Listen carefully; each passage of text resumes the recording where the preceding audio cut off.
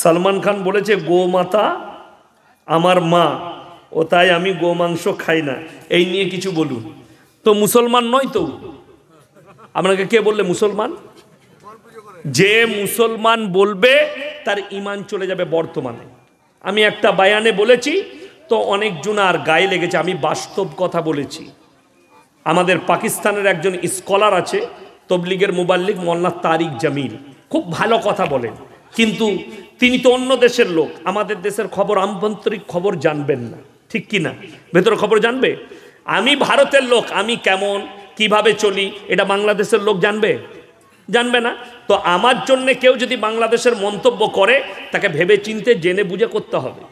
আমাদের উনি জানেন না, শোয়েব আখতার না কার কাছ থেকে শুনেছে, উনি বলে দিলেন যে সলমান খান আচ্ছা মুসলমান পরিবার হ্যায়, উনকা পরিবার আচ্ছা পরিবার হ্যায়। তো আমি বলেছিলাম ভাই, जानकर खबर लेकर खबर करनी चाहिए, बोलनी चाहिए, क्योंकि उनका परिवार मुसलमान परिवार नहीं है। जो गणेश के पूजा करते हैं, जिसके घर में ठाकुरों की पूजा होती है, ये मुसलमान नहीं हो सकता, ये मुशरिक है। और कुरान के अंदर है, अगर मुशरिक मर गया तो उसके लिए दुआ करना शरई जायज़ नहीं है। अल्लाह रसूल के अल्लाह ताला निषेध করে দিয়েছেন যে হে আমার নবী, তুমি তাদের জন্য দোয়া চাইতে পাবে না যারা মুশরিক হয়ে মারা গেছে, তাদের জন্য দোয়া চাওয়া যাবে না। যারা মুশরিক কাফের বেঈমান হয়ে মারা গেছে তার লেগে দোয়া চাইতে পাবে না। আমার বন্ধুগণ, আমার ভাই, অনুরোধ করে বলছি, আপনি যাকে মুসলমান ভাববেন তার ব্যাপারে আগে যাচাই করবেন। এ নিজে গণেশের উপাসনা করে, এর পরিবার গণেশের উপাসনার সঙ্গে লিপ্ত আছে। সলমান খানের উপকার মানুষের করতে পারে, ও অনেকজন উপকার করে, করে না? করে না। বহু মানুষ যার মন যায় সে উপকার করে। উপকার করলে মমিন হয়ে যাবে এরকম কোনো শর্ত ইসলামে নেই, ঠিক কিনা কথা বলেন? আমি আপনাকে বলে যাচ্ছি, আপনি মমিন, আপনি ইমানদার, আপনি যদি 1 টাকা দান করেন আর সালমান খান যদি 100 কোটি দান করে, আল্লাহর কসম খেয়ে বলছি সে মুশরিক বলে তার দানটা আল্লাহর কাছে গ্রহণযোগ্য নয়। আপনি 1 টাকা দান করেছেন, ওইটাই আল্লাহর কাছে গ্রহণযোগ্যতা। জোর করে জোরে বলুন সুবহানাল্লাহ। যেহেতু আপনি মুমিন, মুমিনের দানের লাভ আছে, মুমিনের নামাজের, মুমিনের ইবাদতের, মুমিনের কথা বলাই আল্লাহর কাছে নেকি আছে, কিন্তু একটা কাফেরের কোনো মূল্য আমার আল্লাহর কাছে নেই। সে গোমাংস খায় না। এরপর বলে দিই, ও বলেছে আমি গোমাংস খাই না। ঋষি কাপুর বলেছিল আমি প্রত্যেক দিন গরুর মাংস খাই, তাহলে ঋষি কাপুর কি মুসলমান হয়ে যাবে? হবে না। যেহেতু মুসলিম হওয়ার জন্যে শর্তটা গরুর মাংস নয়, আছে আল্লাহর ওপরে বিশ্বাস, রসুলের ওপরে বিশ্বাস, ফেরেশতাদের ওপরে বিশ্বাস, পরকালের ওপরে বিশ্বাস, কিয়ামতের দিনের ওপরে বিশ্বাস। আমার বন্ধুগণ, আমার ভাই, সবাই নিয়ত করুন আমরা দিনের ওপরে প্রতিষ্ঠিত হব। জোরে বলুন ইনশাআল্লাহ। কেউ বলেছে যে ছেলেদিকে মৌলবি করবে, হাফেজ করবে, কারি করবে, মুফতি করবে, স্কুলে পড়ানো যাবে না? কথা বলে না? আমার 1 লাখের বেশি বায়ান ছুটছে, 1 লাখের বেশি।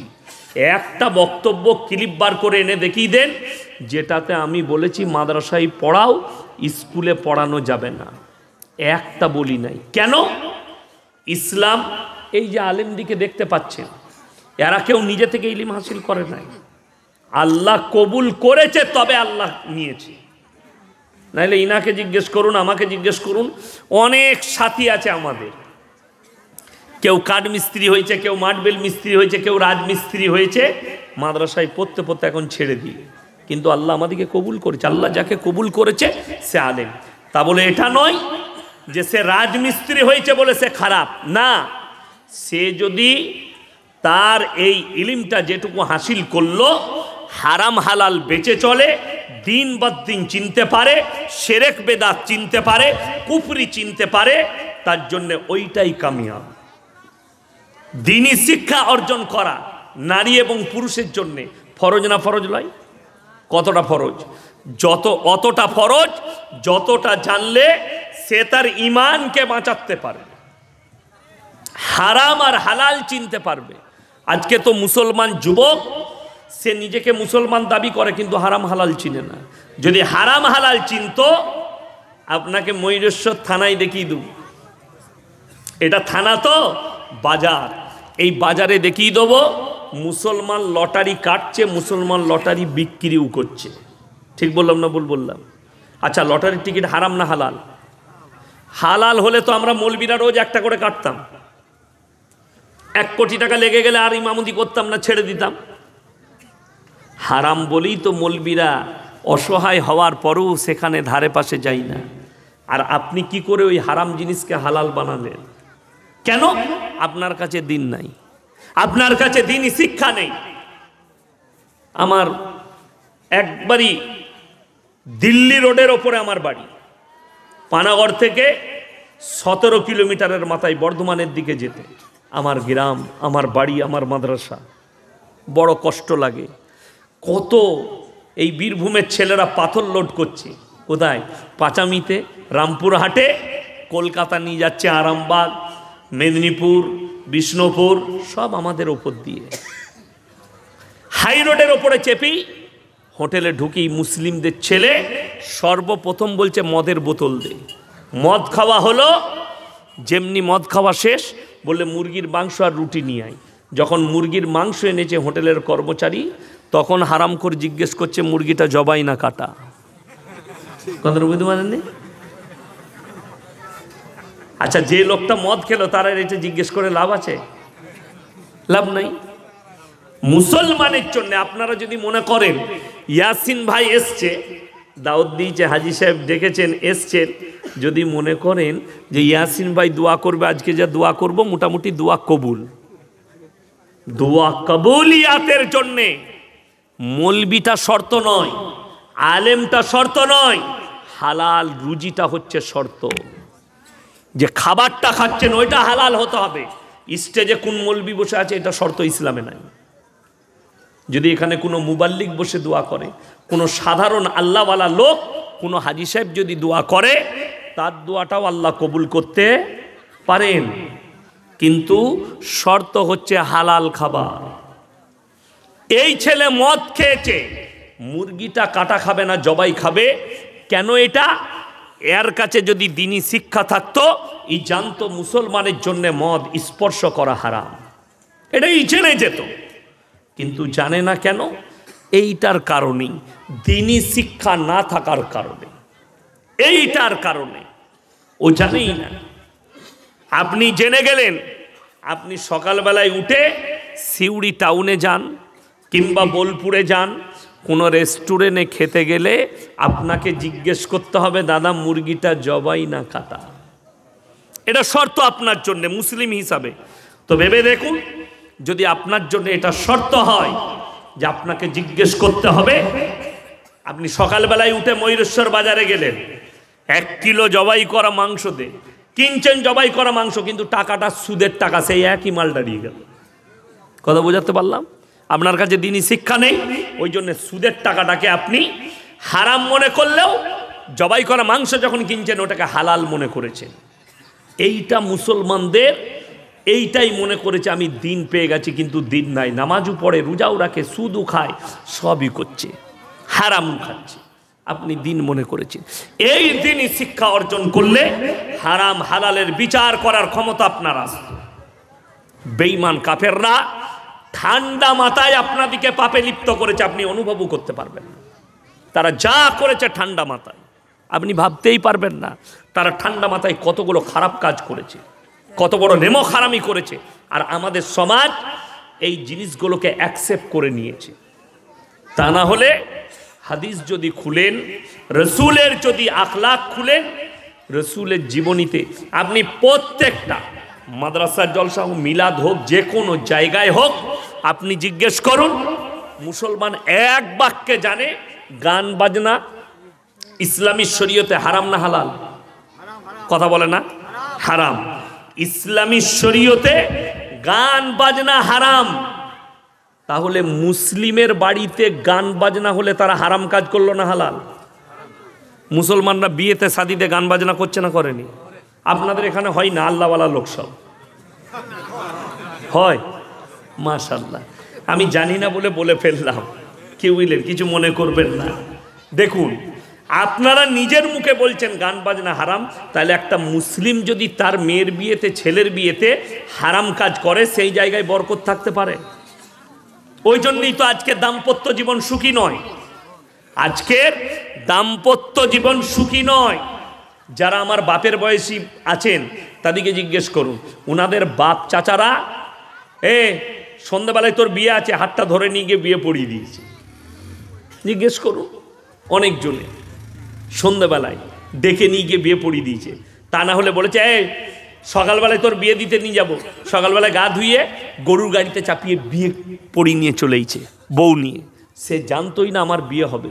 আর এখন 3 দিন গায়ে হলুদ, একদিন ড্যান্স হবে, একদিন ড্যান্স হাঙ্গামা, একদিন হিজড়ে নাচবে, একদিন বাপ বেটা আর একটা অর্ধ উলঙ্গ নারী ডাকবে, দিয়ে বাপ বেটা মেলে ড্যান্স করছে বেটার বিয়ে সেই মেয়ে নিয়ে। এর থেকে দুঃখ আর কিছু আছে? সেই জাতির ধ্বংস হবে না, কার ধ্বংস হবে? আল্লাহ তাআলা কোরআনে স্পষ্ট ভাষায় বলেছে, যখন মুসলমান দিন থেকে আল্লাহ রসুলের আখলাক থেকে সরে যাবে, আমি তাদের কাছে অত্যাচারী বাদশা পাঠিয়ে বদলালো। মাথায় রাখবেন।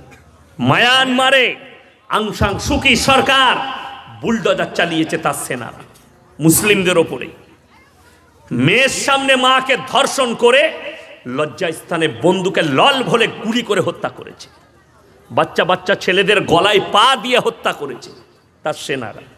আমি দেওবন্দের উস্তাদে মোহতারাম হজরত মৌলানা মুফতি ইউসুফ সাহেব তাউলি, হাদিসের উস্তাদ, তেনাকে জিজ্ঞেস করলাম, हजरत आप तो आते जाते रहते हैं, म्यांमार बहुत मर्तबा गए हैं? बोले कि ज़रूर। हमने उनका हालत कैसे? बोले भाई क्या बताऊं, वहां पर ऐसे हालत है मुसलमानों का कि आप उसको मुसलमान समझ ही नहीं सकते। जंगलियों की तरह हालत, ना उनके पास तरबियत है, ना नमाज है, ना रसूल का कोई अखलाक है, भले वो कोई समझता ही नहीं है। इसीलिए अल्लाह ताला ने बड़ा अजाब दिया उनके ऊपर। বিশ্বাস করুন, যখন দিন থেকে সরে যাবেন আপনাকে আল্লাহর আযাবের ইন্তজারের জন্য অপেক্ষা করতে হবে। আপনারা কি ভাবছেন ময়ূরেশ্বরে আছি, হিন্দুস্তানে বাস করছি, শান্তিতে আছি? আপনি মনে ভাবেন না যেভাবে ফিলিস্তিনে গাজায় 40 লক্ষ বাচ্চার 40,000 বাচ্চা মারা গেছে একটা বছর যুদ্ধে, 35 লক্ষ নিরীহ মানুষ মারা গেছে গুলার বারুদে। তাদের আযাবগুলো তাকিয়ে দেখুন, সেটা আপনার কাছে পৌঁছাবেন এটার গ্যারান্টি আপনার কোনো বাপের বেটা দিতে পারবে না। রাসূলের হাদিস আছে, কিয়ামতের পূর্বে 20 কোটি মুসলমানের প্রাণ যাবে। 20 কোটি। এখন তো 1 কোটিও হয় নাই। কথাটা বুঝতে পারেননি? এখনো 1 কোটি হয় নাই। সেই 20 কোটির দলে আপনি আছেন কিনা, আপনার সন্তান আছে কিনা, আপনি চিন্তা ভাবনা নেন। আপনার চোখ দিয়ে পানি পড়া দরকার। অথচ আপনি যদি বদ্দিন হয়ে মারা যান, আপনি যদি বেহুরমতি করে মারা যান, আল্লাহ দিন থেকে মাহরুম হয়ে মারা যান, আপনি জান্নাতের আশা কার কাছ থেকে করতে চাইছেন? হারাম কাজ করে। অথচ দুঃখ লাগে, একটা ন্যাংটো মেয়েকে ডেকে বিয়েতে ড্যান্স করানো হচ্ছে, তাকে এক নাইটে 10,000 দিচ্ছে, 12,000 দিচ্ছে। আর দুঃখ লাগে একটা ইমাম যে ইজাব কবুল করাবে, যে তোমার মেয়ের জন্য হাত তুলে দোয়াটা করে বলবে আল্লাহ এর দাম্পত্য জীবনকে সুখী করো, যে ইমাম জিনাখোর নয়, যে ইমাম 5 ওয়াক্তের তকবীরে উলার সঙ্গে নামাজ পড়ে 40 দিন, সেই ইমামের দোয়া কবুল হওয়ার গ্যারান্টি আছে, দোয়া কবুল হওয়ার। তাকে তুমি 500 টাকা দিতে দ্বিধাবোধ করো, মরণের পরে কবরে কি জবাব দেবে? তুমি যদি মসজিদের মোতাল্লি হও, তোমাকেও আল্লাহর কাছে হিসেব লাগবে। এটা মাথায় রাখবেন।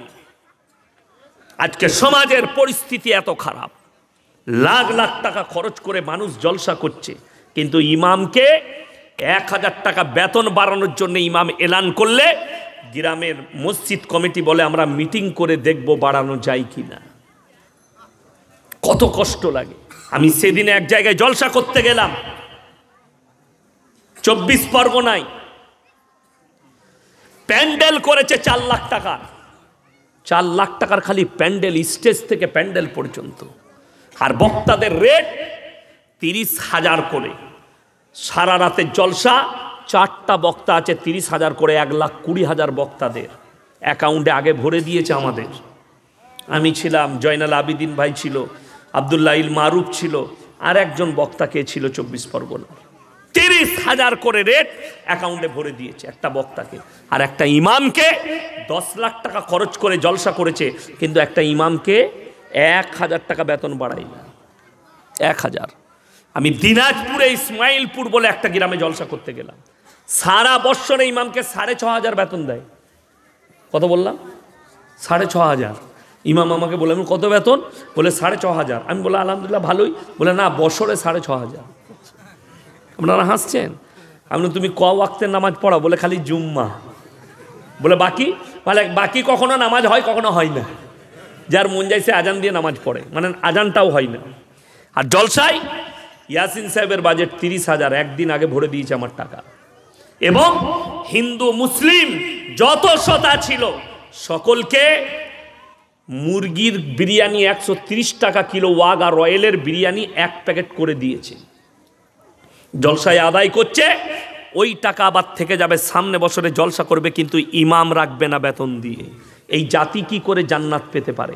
এই জাতি কি করে জান্নাতের আশা করতে পারে? যারা নামাজে নয়, যারা বিরিয়ানি আর জলসার উপরে ভরসা করে চলে, যারা একটা ইমামের ওপরে ভরসা করতে পারে না যে আমি নামাজ পড়লে আমার কল্যাণ আসবে। অথচ রাসূলের স্পষ্ট হাদিস আছে, যার নামাজ নেই তার মধ্যে ইসলাম নেই।